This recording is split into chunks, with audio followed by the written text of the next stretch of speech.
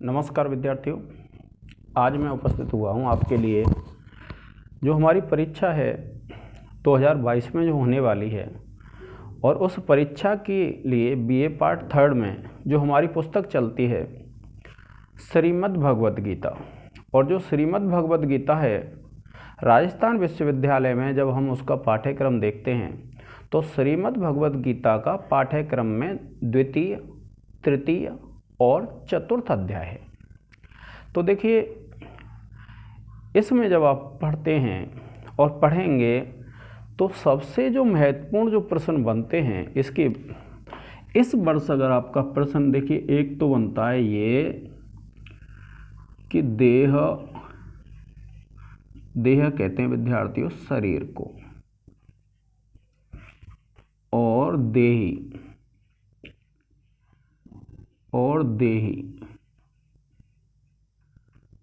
इसको कहते हैं हम आत्मा, का अंतर स्पष्ट कीजिए।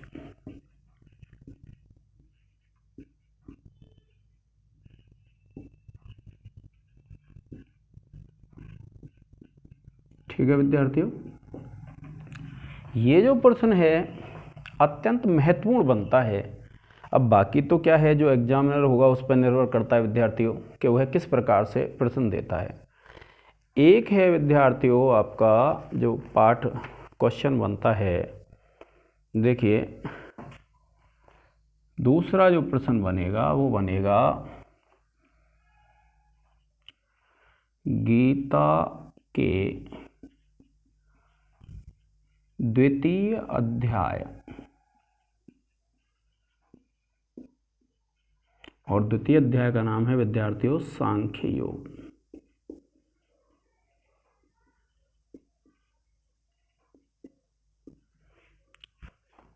का सार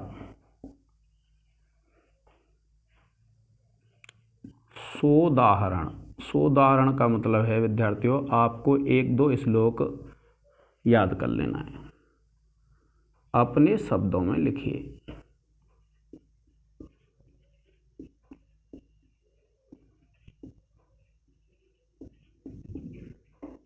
ठीक है,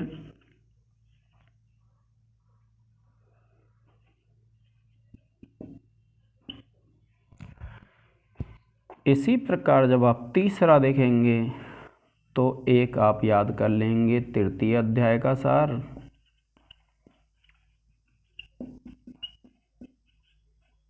और एक याद कर लेंगे चतुर्थ अध्याय का सार।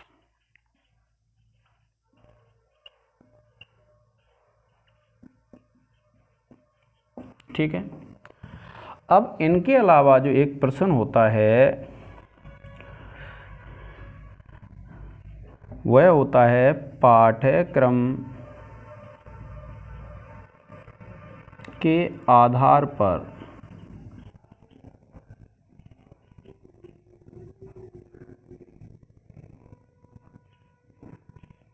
श्रीमद् भगवद गीता में श्री कृष्ण अर्जुन संवाद को स्पष्ट कीजिए। श्री कृष्ण और अर्जुन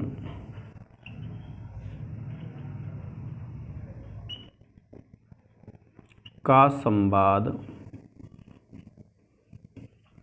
अपने शब्दों में लिखिए। ठीक है विद्यार्थियों, अब जैसे द्वितीय अध्याय आप पढ़ते हैं तो द्वितीय अध्याय में किसका वर्णन है आप आराम से जानते हैं कि जो द्वितीय अध्याय है उसमें आपको जो महत्वपूर्ण जो वर्णन मिलेगा, सबसे पहले तो वर्णन मिलता है आपको किसका, आत्मा की अमरता का। तो उसको आत्मा की अमरता को अच्छी तरह से याद कर लेंगे। आपको ये प्रश्न ऐसे भी दे सकता है कि शरीर और आत्मा में अंतर स्पष्ट करते हुए आत्मा की अमरता को बताइए, तो जैसे भी दे आपको कर देना है, बाकी ये सब सार में आ जाता है। दूसरा जो एक तथ्य होता है इसमें वह कौन सा होता है, वह होता है आपका स्थित प्रज्ञ। तो स्थित जो प्रज्ञ है उसको भी आपको बहुत अच्छी तरह से याद कर लेना है। ये तो हो गया विद्यार्थियों जो बड़े प्रश्न आते हैं हमारे। उन बड़े प्रश्नों के अलावा कुछ प्रश्न छोटे आते हैं। छोटे प्रश्न कौन से आते हैं? देखिए आपको क्या करना है, देखिए एक तो आपको 27वां श्लोक है द्वितीय अध्याय का। है कौन सा अध्याय है? द्वितीय अध्याय का 27वां श्लोक आपको याद कर लेना है। अगर आपसे पूछता है कि श्रीमद् भगवद गीता के अनुसार पुनर्जन्म का वर्णन कौन से श्लोक में मिलता है, श्लोक लिखिए, ऐसे पूछ लेता है वो आपसे, तो आपको ये ध्यान रखना है जातस्य ही ध्रुवो मृत्युर्ध्रुवम जन्म मृतस्य च और तस्मात् अपरिहार्य अर्थे न तुम सोचितुम अर्हसि। ये 27वां श्लोक है भगवद गीता का। इसके बाद विद्यार्थियों एक होता है ये सत्कार्यवाद है, और ये सत्कार्यवाद आपका वर्णन मिलता है 16वें श्लोक में। इसको भी आप याद कर लेंगे। आपसे पूछ लेता है कि श्रीमद् भगवद गीता के अनुसार सत्कार्यवाद को बताइए, यानी सत्कार्यवाद का ये श्लोक है, न असतो विद्यते भावो न भावो विद्यते सत, ये वाला श्लोक है। आप इसको याद कर लेंगे। फिर विद्यार्थियों एक जो श्लोक है हमारा, आपसे पूछेगा कि वह श्लोक लिखिए जिसमें गीता का सार वर्णन है। और गीता का सार क्या होता है आप जानते हैं। गीता का सार यही है, कर्म को महत्व दिया गया है, कर्म करते रहिए, फल की इच्छा मत कीजिए, और इसके लिए जो आपका वर्णन मिलता है वह वर्णन मिलता है 47वें श्लोक में। और 47वां श्लोक है कर्मण्येवाधिकारस्ते मा फलेषु कदाचन। तो ये गीता का सार है। इसमें योग किसको कहते हैं, ये योग का वर्णन मिल जाता है आपका 48वें श्लोक में। आपसे पूछ सकता है कि योग का वर्णन। और फिर देखिए एक है, कभी कभी पूछ लेता है स्थित प्रज्ञ। स्थित प्रज्ञ की परिभाषा आपकी 54 और 55 में है। कौन से श्लोक में है विद्यार्थियों? 54 और 55 जो श्लोक हैं उनमें आपको स्थित प्रज्ञ के बारे में मिल जाता है। ठीक है, अगर आपको स्थित प्रज्ञ की परिभाषा याद करनी है तो 54, 55, 56 ये 3 श्लोक हैं जो क्या करते हैं, आपके स्थित प्रज्ञ के बारे में बताते हैं। कभी कभी क्या होता है विद्यार्थियों कि आपसे पूछ लेते हैं कि सृष्टि प्रक्रिया बताइए गीता के अनुसार। तो जब आप तृतीय अध्याय पढ़ेंगे तो तृतीय जो अध्याय है विद्यार्थियों, तृतीय अध्याय का 14वां श्लोक पढ़ लेंगे आप। ठीक है, 14 और 15 में सृष्टि प्रक्रिया का वर्णन मिलता है। किसका वर्णन मिलता है? 14 और जो 15 है उसमें आपको सृष्टि प्रक्रिया का वर्णन मिलेगा। किसका? कि सृष्टि कैसे कैसे उत्पन्न होती है इसका। अब उसके बाद देखिए प्राय नहीं पूछा जाता है, जो पूछते हैं उनके लिए वर्णन है। तो देखिए आपको जो महत्वपूर्ण जो श्लोक हैं, तो देखिए जैसे 1 2 3 4 5 6 7 8, 1 2 3 4 5 6 7 8, ठीक है। फिर उसके बाद 9 है और ये 10 है। ये 9 और 10 में जो वर्णन मिलेगा वह मिलेगा विद्यार्थियों, एक पंक्ति मिलती है जो बार बार पूछी जाती है परीक्षा में, जिसमें परंतप किसके लिए आया है। पूरे जो आपकी द्वितीय अध्याय में परंतप अर्जुन के लिए आया, लेकिन ये जो 9वां और 10वां जो श्लोक है इसमें परंतप आया है धृतराष्ट्र के लिए। तो इनको अच्छी तरह से याद कर लेंगे, आपका एक छोटा प्रश्न बन जाता है। फिर उसके बाद देखिए आप लिखेंगे 13 14 16। तो देखिए 13 है, 14 ये है, फिर ये जो 16 है ये वेरी वेरी इम्पोर्टेंट श्लोक है। मेरे हिसाब से विद्यार्थियों अगर कोई विद्वान व्यक्ति पेपर बनाता है तो इस 16 में श्लोक को व्याख्या में अवश्य रखेगा। फिर देखिए आप इसको देखते हैं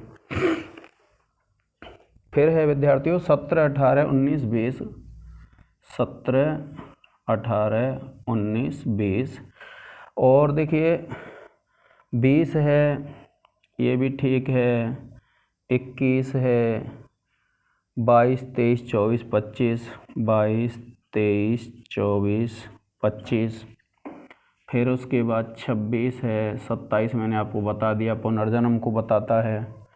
और फिर देखिए 28 है, फिर 29 भी ठीक है, और फिर उसके बाद 31, 34, 35, 36, 31, 34, 35 और 36, और फिर है 38,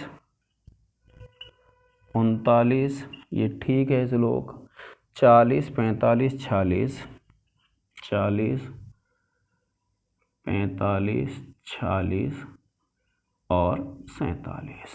इसको भी विद्यार्थियों आप ये समझ लीजिए 99% ऐसा होगा कि यह प्रश्न पेपर में आना चाहिए। ये भी ऐसा है जो पेपर में आने के चांस रहते हैं, ठीक है, इसके ज़्यादा चांस रहेंगे इन दो के।